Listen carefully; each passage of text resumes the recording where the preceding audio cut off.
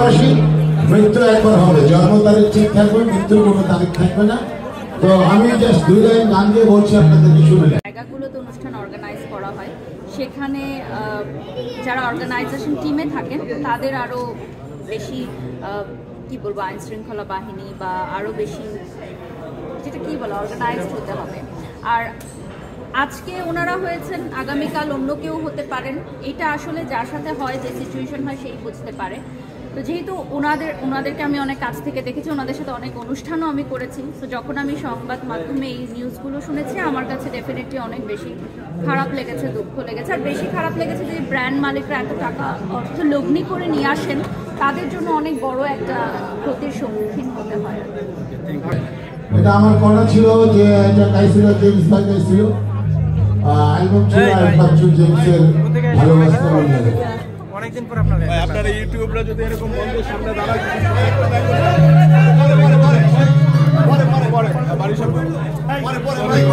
ধন্যবাদ।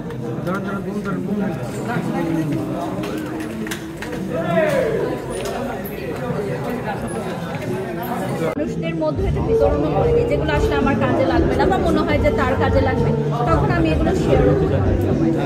আপনি একাধারের brand promoter plus আমরা বিভিন্ন সময় দেখি উপস্থাপিকার কাজ করেন, কোন জায়গাটারে বেশি স্বাচ্ছন্দ্য?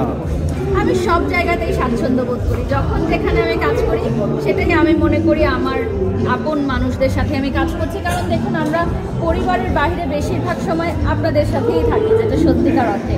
যারা অভিনয় করে তারা শুটিং সেটে থাকে, আমরা যারা বিভিন্ন শোরুম, শপিং মল, বিভিন্ন ব্র্যান্ডে একটু পরপর থাকি। তো দেখা যায় যে রক্তের সম্পর্ক ছাড়াও না একটা বন্ধন তৈরি হয়ে যায় সুখে দুঃখে বিপদে আপদে। তো আমার কাছে মনে হয় যে যেখানেই যাই আমি, আমার যে একটা ভালো মন আছে সেটা আমি সবার মধ্যে ছড়িয়ে দিতে চাই, পজিটিভিটিটা ছড়িয়ে দিতে চাই। আপুর সামনে ভালোবাসা, আপনার কাছে ভালোবাসার সংজ্ঞাটা কি? আমার কাছে ভালোবাসার সংজ্ঞা হচ্ছে ভালোবাসা শুধুমাত্র যে গার্লফ্রেন্ড বয়ফ্রেন্ড বা হাজব্যান্ড ওয়াইফ এরকম না। আমি আমার মাকে ভালোবাসতে পারি, আমার ছোট্ট বাচ্চা মেয়েটাকে ভালোবাসতে পারি, আমি আমার শাশুড়ি মাকে ভালোবাসার দিবসে কোনো একটা উপহার দিতে পারি, অথবা সেটা হতে পারে বাবা মা ভাই বোন যে কোনো কিছু। সো ভ্যালেন্টাইন্স ডেটা ইন্টারন্যাশনালি অনেক বড় একটা পরিসরে দেখা, এবং এটাকে কেন্দ্র করে অনেক ব্র্যান্ডরা অনেক আয়োজন করে থাকে। তো আমার কাছে মনে হয় যে এটা একটা celebration, one kind of celebration, just a day. এই ডেতে আমরা একটু নতুন করে সাজবো, ভিন্নভাবে সাজবো, একটু ভালোবাসার মানুষকে নিয়ে ঘুরতে যাবো। এই আমাদের যান্ত্রিক জীবনে আসলে এই ছোট ছোট দিনগুলো খুব দরকার। ফাল্গুনও আসছে, আমার মনে হয় ভালো এটা। আমরা তো প্রত্যেকদিন সাজি, প্রত্যেকদিন রেডি হয়ে, আমাদের কাছে নতুন কিছু না।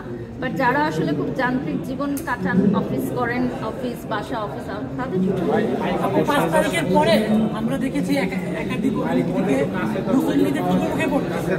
সর্বশেষ অপু বিশ্বাসকেও দেখলাম গতকালকে একটি অনুষ্ঠানে থাকতে পারেননি। কি বলবেন আপনার, নিরাপদ কিনা?